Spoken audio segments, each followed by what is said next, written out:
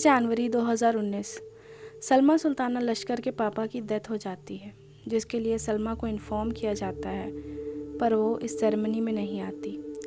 सलमा की फैमिली ने बहुत टाइम से उससे कोई कांटेक्ट नहीं किया था, बट अपने फादर की डेथ सेरेमनी में ना आना और कांटेक्ट ना हो पाना उन्हें कुछ ठीक नहीं लगा। तो उन्होंने छत्तीसगढ़ के कुशमांडा पुलिस स्टेशन में सलमा की मिसिंग रिपोर्ट लिखवाई।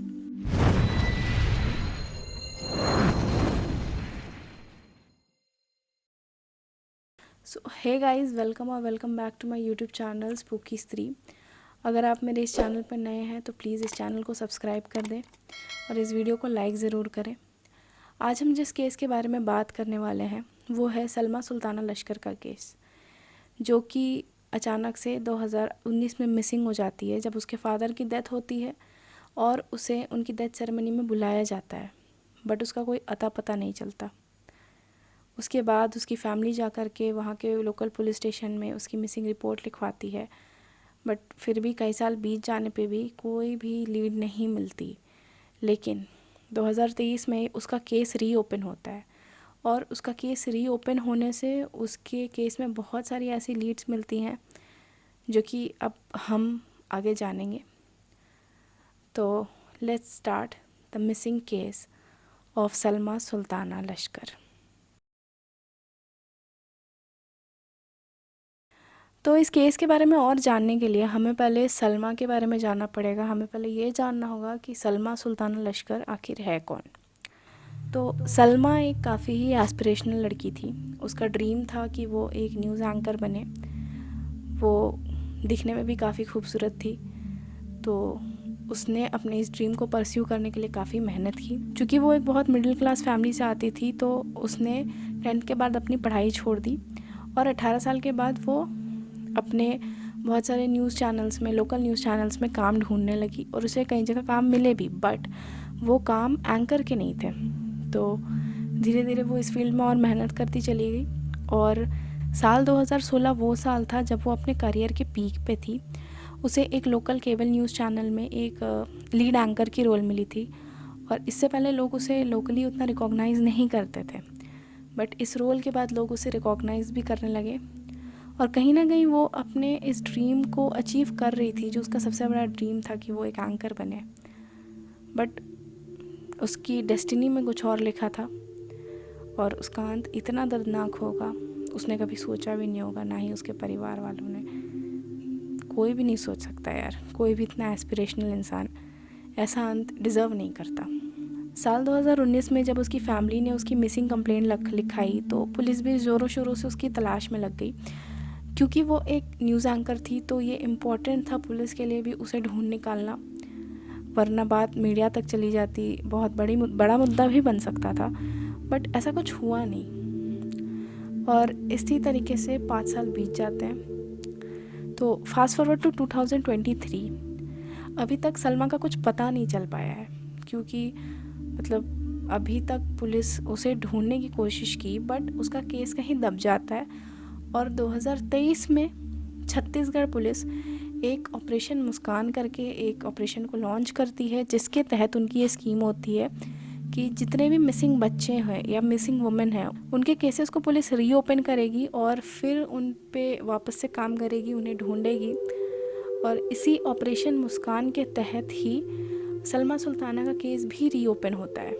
तो जब इसका ये केस रीओपन होता है तो पुलिस को पता चलता है कि उन्होंने जब 5 साल पहले इस पे काम किया था तो काफ़ी लीड्स ऐसी भी थी जिनसे उन्होंने ठीक से बात नहीं की थी। बहुत सारे फैमिली और फ्रेंड्स ऐसे थे जिनके स्टेटमेंट्स रिकॉर्ड नहीं किए गए थे। तो इस बार पुलिस उन सारे फैमिली और फ्रेंड्स की स्टेटमेंट रिकॉर्ड करने को स्टार्ट करती है। सो इस टास्क के लिए एक पुलिस टीम को कॉन्स्टिट्यूट किया जाता है, जिसके हेड होते हैं सुपरिटेंडेंट ऑफ पुलिस दारी रॉबिन्सन गुरिया जी।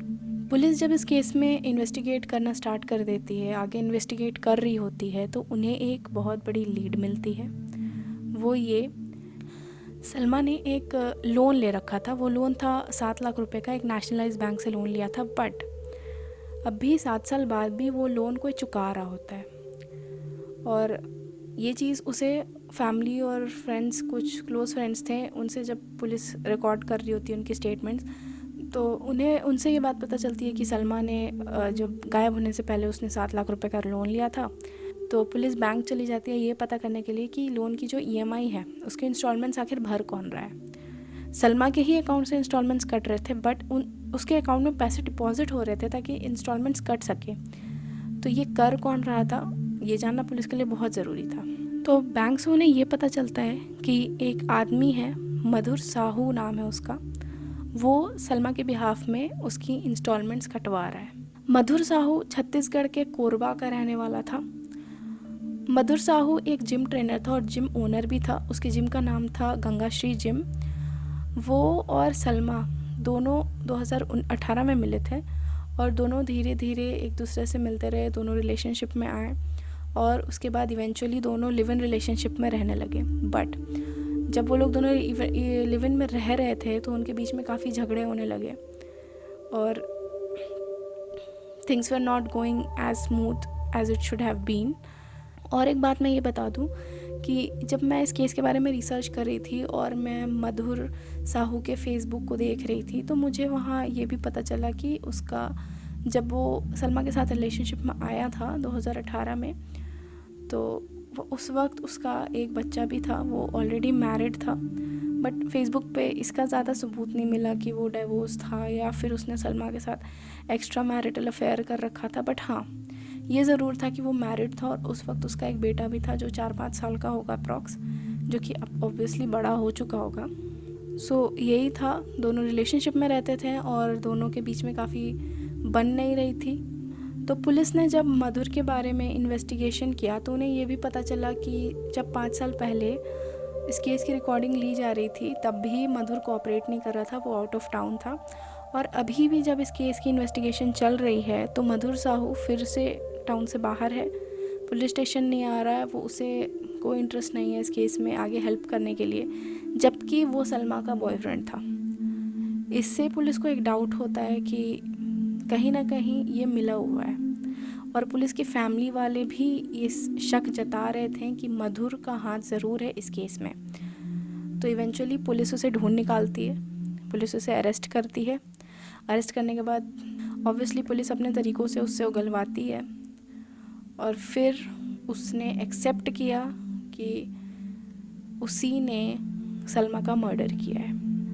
तो बात 21 अक्टूबर 2018 की है। उस दिन फिर से मधुर और सलमा के बीच झगड़ा हुआ था और अभी तक एग्जैक्ट रीज़न सामने नहीं आ पाया है कि दोनों के बीच में झगड़ा क्यों हुआ था। बट कई न्यूज़ आउटलेट्स के अकॉर्डिंग दोनों एक दूसरे के कैरेक्टर पे काफ़ी डाउट करते थे और झगड़ों की मेन वजह भी यही होती थी। और 21 अक्टूबर को भी ऐसा ही कुछ हुआ जिसमें out of anger and rage Madhur ने सलमा का गला दबाकर उसका मर्डर कर दिया। उसके बाद उसको बॉडी को ठिकाने लगाने के लिए उसके लिए वो अकेले पॉसिबल नहीं था कि वो बॉडी को ठिकाने लगाए, तो इसमें उसके 2 फ्रेंड्स भी उसकी काफ़ी हेल्प करते हैं। तो उसके 2 फ्रेंड्स जो उसकी हेल्प करते हैं उनका नाम होता है कौशल श्रीवास और अतुल शर्मा। मधुर, कौशल और अतुल तीनों मिलकर उसकी बॉडी को एक ब्रिज के नीचे ले जा कर के दफना देते हैं। तो जैसे दृश्यम मूवी में बॉडी को जहाँ दफनाया जाता है वहाँ पे एक पुलिस स्टेशन बन चुका होता है, तो ऐसा ही कुछ इस केस में भी हुआ। चूँकि मर्डर 2018 को हुआ था और उसके 5 सालों तक कुछ पता नहीं चल पाया उस केस के बारे में आगे, तो इन 5 सालों में जहाँ पे सलमा की बॉडी को दफन किया गया था वहाँ पे आज एक हाईवे बन चुका है। पुलिस के लिए बहुत मुश्किल हो रहा है कि वो उस बॉडी को ढूंढ के निकाले। पुलिस ने बॉडी रिकवर करने के लिए थर्मल इमेजिंग, सैटेलाइट डेटा और ग्राउंड पेनिट्रेशन रडार मशीन का भी यूज़ किया है, बट इससे कोई हेल्प नहीं मिल पा रही है। तो अब इसलिए बॉडी डिस्कवर करने के लिए पुलिस के पास कोई और रास्ता नहीं बचा है और उन्हें उस हाईवे को खोदना ही पड़ेगा। फ़िलहाल आज तक इस केस में इतने ही अपडेट्स हैं।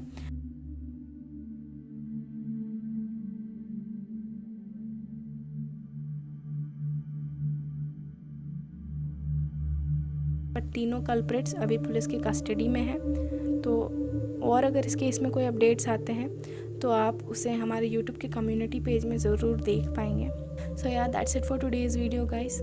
अगर आपको हमारा ये वीडियो अच्छा लगा हो तो इस वीडियो को प्लीज़ लाइक करें और आप अगर हमारे चैनल पर नए हैं तो हमारे चैनल को सब्सक्राइब ज़रूर कर लें और अपने व्यूज़ हमारे कमेंट सेक्शन में ज़रूर दें। तो मिलते हैं अगली वीडियो में, तब तक के लिए बाय।